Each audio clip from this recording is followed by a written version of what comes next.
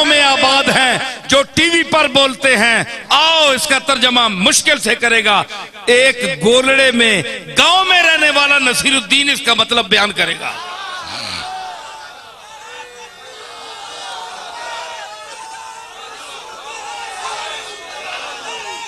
असी मैरे वाले ने गवांढियां गोलड़े आले, मैरे ते गोलड़े च कोई फर्क नहीं। ओ मैरे ना बैठा या बंदा पीएचडी की बातें कर रहा है।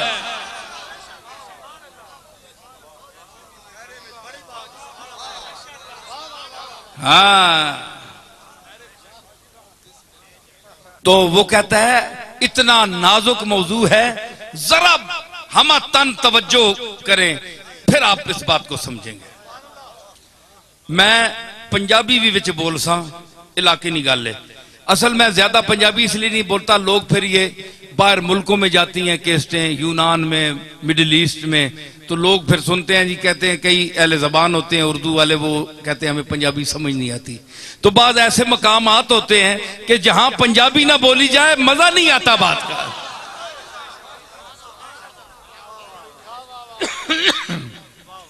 वो कहता है कि बतस्कीने दिले मजरूहे बिस्मिल, बिस्मिल कहते हैं उस जानवर को या जानदार को जिस पर छुरी लग गई हो और वो यूं तड़प रहा हो।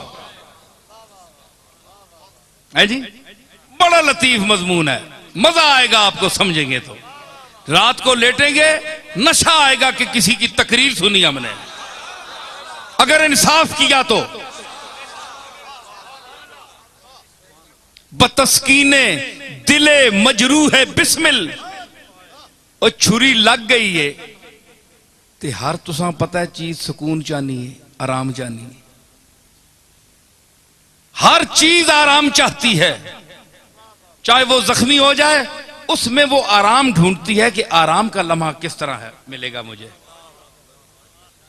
है जी, उस हालत में भी अगर टीस उठती है तो थोड़ी देर टीस बंद हो जाती है तो इंसान कहता है शुक्र अल्हम्दुलिल्लाह, 1 सेकंड 2 सेकंड तो आराम आया।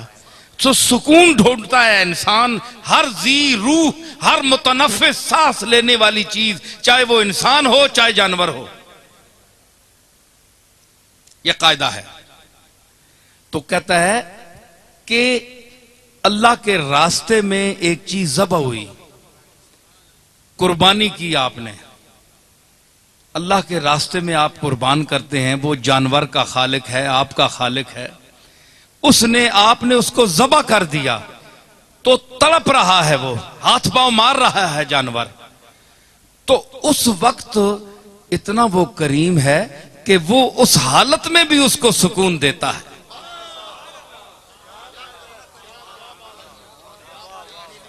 छुरी लग गई है ते सुकून फिर भी देना पे, किस तरह? उसने आख्या कि परे अफशांदा मरहम आफरीदन, वो जेड़े पर मारनी ना मुर्गी, हैंज हैंज, इस विच उसा मजा आना, मरहम आनी है। वो अपनी जेड़ी दर्द है ना, तकलीफ, हाँ, वो पर मार के ते जानवर लत्ता मार के वो अपना उस सुकून हासिल करना, क्योंकि इस तू बगैर उस वक्त हो ही नहीं कुछ रहा होंदा। जानवर हर वक्त उस वक्त हर वो काम करेगा जिसमें उसको सुकून मिले। भाई बेसुकूनी के तो इंतहा हो गई, उसके गले पर खंजर चल गया, छुरी चल गई, अब इसके ऊपर क्या कयामत है उसके लिए? तो अब उसे सुकून चाहिए। अब जो ये अमल कर रहा है उसमें उसे सुकून मिलता है। अगर सुकून नहीं मिलता तो क्यों कर रहा है?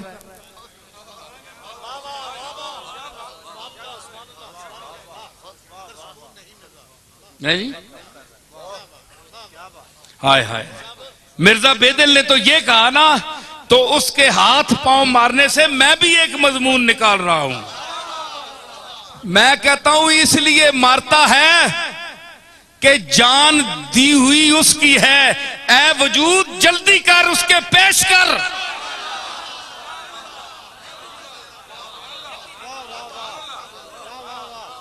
कोई देर ना लग जाए कबूलियत के लम्हे में, मत कबूलियत का लम्हा गुजर ना जाए। हाथ पैर पूरे सारे मार के जाना कढ़ना है और नफा हो निकल बार किधरे हाजिर हो बारगाह मालिक। ये मेरा मजमून है और अभी पेश किया है।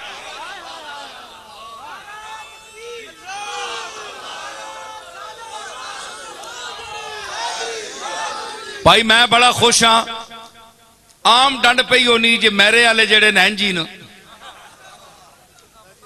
है जी, लेकिन आज मुझे महसूस हुआ कि बड़े दिमाग वाले और समझ वाले लोग हैं। अब तो वैसे भी पैसे की वजह से समझ आ गई आपको, काफी दाना हो गए हैं लेकिन आप ये जो मैं इल्म की अकल की बात कर रहा हूं, कुरान मजीद से पेश कर रहा हूं, इनको आप समझें और महजूज होंगे आप। और किसी अच्छे से अच्छे मौलवी को बुलाएं, अल्लामा को बुलाएं, जादू बयान को बुलाएं, ये मसाला नहीं होगा। आवाज बड़ी गले की भी मुझसे भी ज्यादा होंगे, मैं तो अपने जौक से शेर पढ़ता हूं, लेकिन मसाला नहीं होगा। मसाला कोल ना होवे ते खाली बां बां बंदा करना रहे तो क्या फायदा।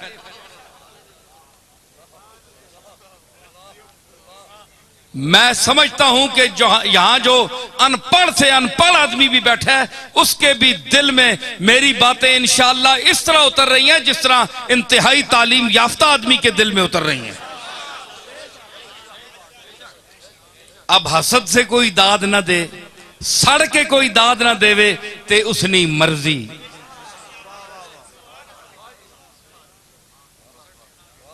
ये तो उसकी मर्जी, क्योंकि सड़ना भी एक बड़ा मकाम है जी।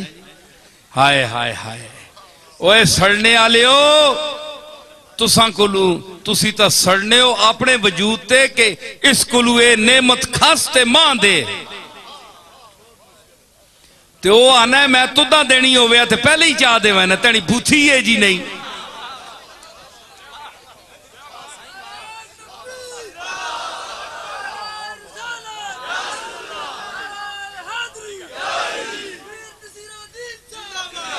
मैं देनी होवे ते पहले तेने तुदा चाह देवे ना। ए मैं बंदे मुंतखब कीते, वल्लाहु यख्तस्सु बिरहमतिही मन यशा। कुरान फरमाता है कि अल्लाह अपनी नेमत के लिए जिसको जो देना चाहे वो उसके लिए आदमी चुन लेता है, चुन लेता है, सिलेक्ट कर लेता है। ऐ जिस तरह हुण हुकूमत मौजूदा पहले बंदे सिलेक्ट करके ते फिर डब्बे रखे ने अगे, पहले अपनिया कुर्सियां ते कमरियां च बह के सिलेक्ट करके फिर डब्बे रख छोड़े ने अगे। ये सारे आए ना हजरात, मुझसे दुआ कराने के लिए आते हैं लोग इस मौसम में भी, तो मुझसे ये जो काफ पार्टी है ना, इन्होंने दुआ नहीं मंगवाई, सारे पार्टी वाले दुआ। उस दिन राजा इखलास आया मेरे पास और हजरात भी आए, राजा अपना फजल चौधरी फजल करीम अजीम चौधरी अजीम साहब भी आए, मेरे बड़े अच्छे पुराने ताल्लुकात हैं, वो भी आए। मैंने कहा इन दोनों हजरात से, राजा इखलास से, मैंने कहा भाई आप वाहिद तबका हैं कि आपने हमसे दुआ नहीं कराई। हर पार्टी दुआ कराती है, खामोश हो गए जी बस। मैंने कहा ये बात तो नहीं है ना, आप बताएं या मैं बताता हूं। कहने लगे हजूर आप फरमाएं। मैंने कहा जनाब तुसा ने इंतखाब तुसी पहले हो गए ऐवाने सदर च, इंतखाब तो पहले हो गया जी ना, बनना ही बनना है। डीसीआं वा ते कमिश्नर वा ते आईजियां आर्डर हो गए, जो डब्बा खाली हो गया ते तुसा दियां पेटियां लै वैसन, जिताओ ही जिताओ। तुसा पक्के वट्टे पता है जी असी जितना ही जिसा, तुसा किसी पीर फकीर को दुआ कराने की केड़ी लोड़, हस हस के दोहरे होए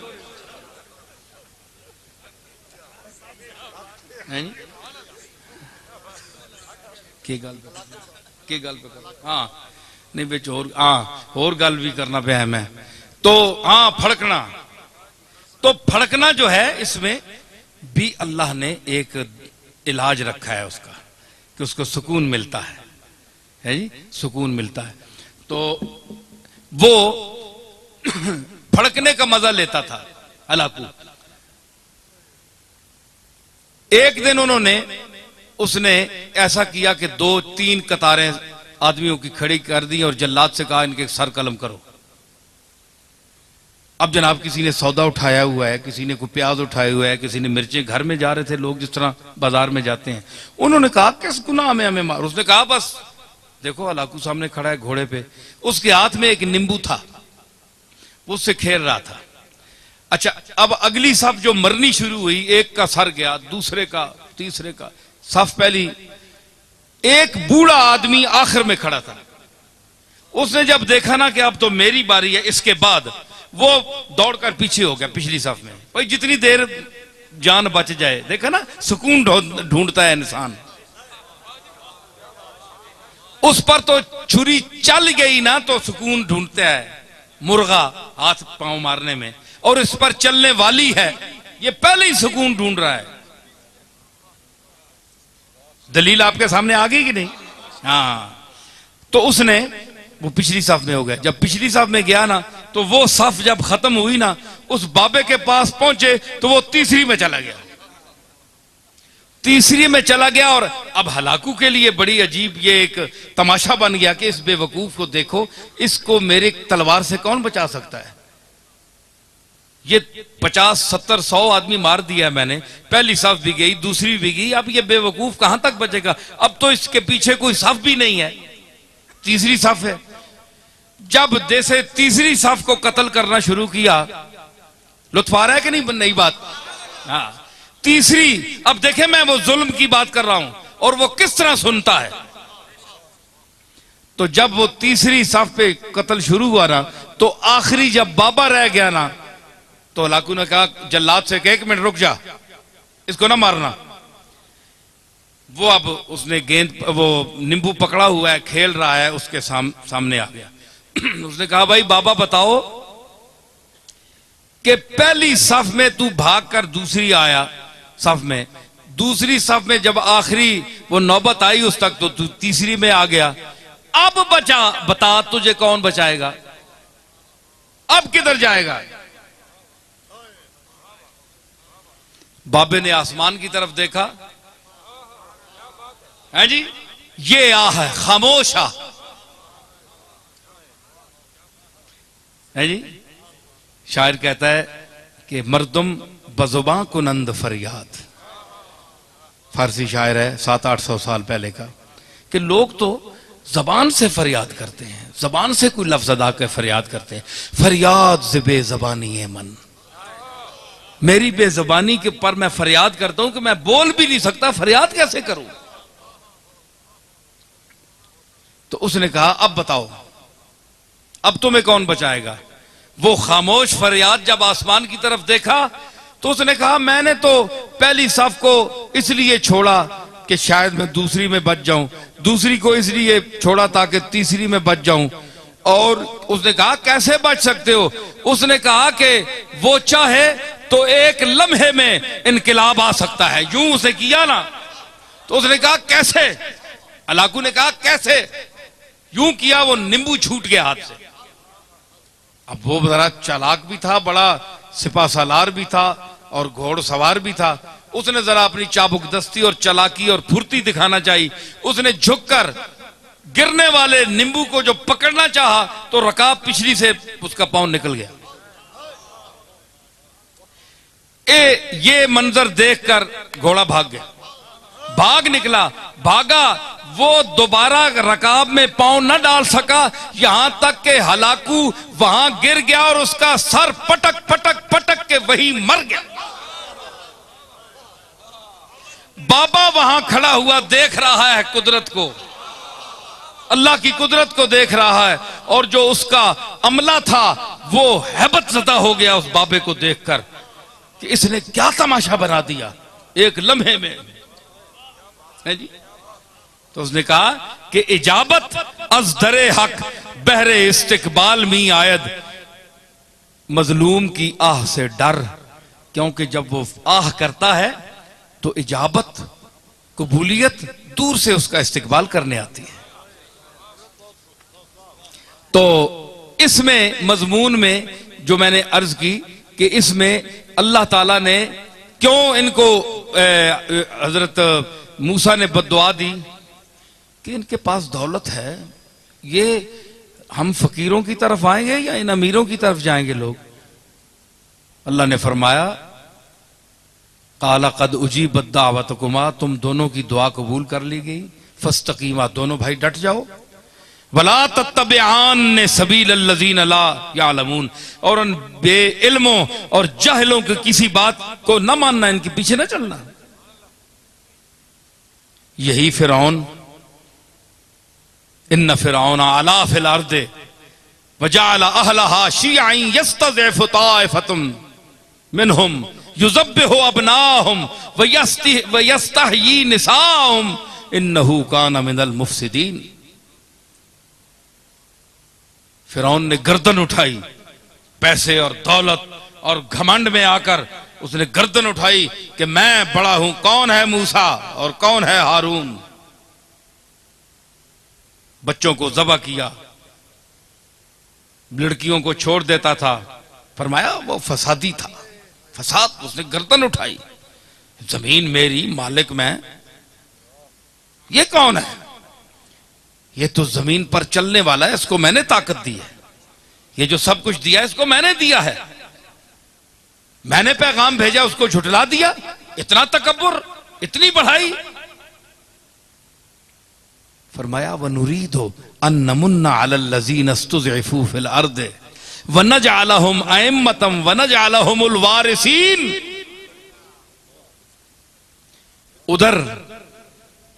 उधर फिरौन को अपने घमंड, माल का, दौलत का, पैसे का, कोठियों का, महलों का, और फरमाया वो नुरीदो, उधर चल रहा था, वह नुरीदो, और हमारा क्या इरादा बन रहा था। सुनिए सुनिए ये बात, बस अब मैं इख्तितामी मराहिल में हूं। वह नुरीदो, और हमारा इरादा क्या था, अन नमुन्ना अलल लज़ीना इस्तुज़इफू फिल अर्द, हम एहसान करें उन पर जिनको जबरदस्ती ज़ईफ और कमजोर बना दिया गया जमीन में।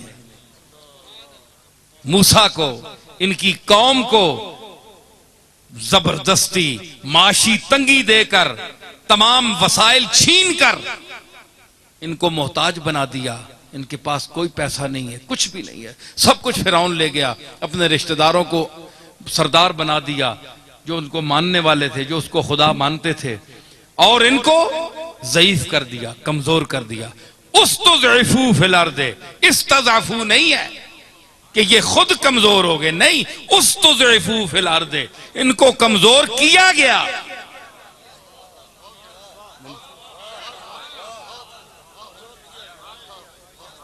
ये माजी मारूफ नहीं है, माजी मजहूल है। उस्तज़इफू फिल अर्द, ज़ईफ कर दिए गए, ज़ईफ थे नहीं, जानबूझकर इनके तमाम माशी जो वसाइल थे उनको कैंची से काट दिया। और हम क्या इरादा कर रहे थे, वनजअलहुम अइम्मतन, यही लोग जिनको कमजोर कर दिया माशी तौर पर फिरौन ने, इनमें से एक इमाम बनाएं, एक आदमी मुंतखब करें जिसको हम इमाम बनाएं, मुक्तदा बनाएं, दुनिया उसकी मुक्तदी बने। वनजअलहुम अइम्मतम वनजअलहुमुल वारिसीन, और इसी फिरौन, इसी मूसा की कौम में से एक आदमी को इमाम बनाए, मुक्तदा बनाए, सरबराह बनाए, जो इमामत करे, बड़ा हो। खुद तो हर कोई बनता है ना, खुद तो बड़ा हर कोई बनता है, लेकिन जिसको वो बड़ा बनाए, जो खुद अल्लाह अकबर है, जो सबसे बड़ा है, वो जिसको बड़ा बनाए, बड़ा तो वो होता है।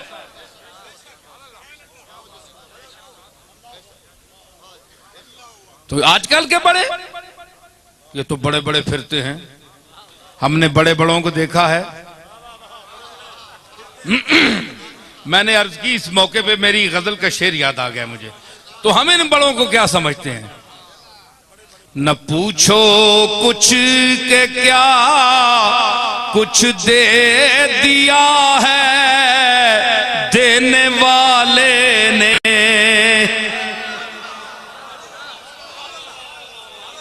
न पूछो कुछ के क्या कुछ दे दिया है देने वाले ने।